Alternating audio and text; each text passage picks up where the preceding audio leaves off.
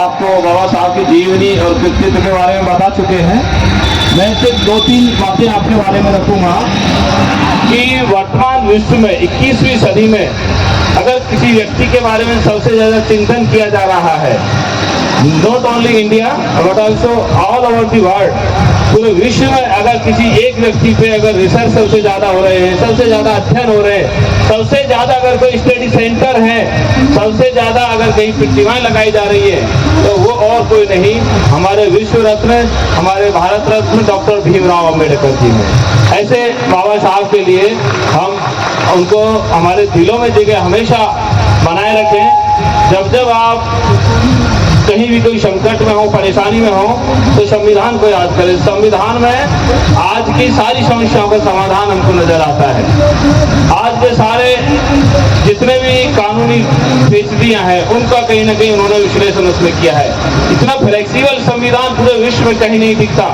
बहुत सारे संविधान हमें विश्व में दिखते हैं, लेकिन कोई संविधान कैसा है, कोई कैसा है। बाबा साहब ने हमारे संविधान को इतना सुनहरा बनाया है कि साधु ऐसा चाहिए जैसे सूप सुहाए, सार सार को गढ़ रहे धोता दे उड़ाए।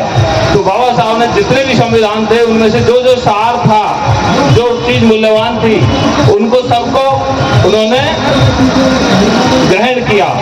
कहीं से कौन सी चीज जोड़ी, कहीं से कौन सी चीज जोड़ी, यही है हमारे भारतीय संविधान की सुंदरता।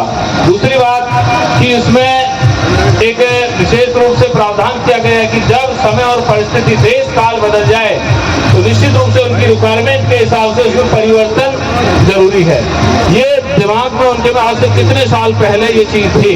उन्होंने एक क्लॉज डाल दिया सेक्शन 368 कि आप जब भी ऐसा महसूस करें कि समय और परिस्थिति के अनुसार कोई परिवर्तन करना है तो उसमें आप परिवर्तन भी कर सकते हैं, जिससे कि हमारा देश रुके नहीं, थके नहीं और लगातार आगे बढ़ता रहे।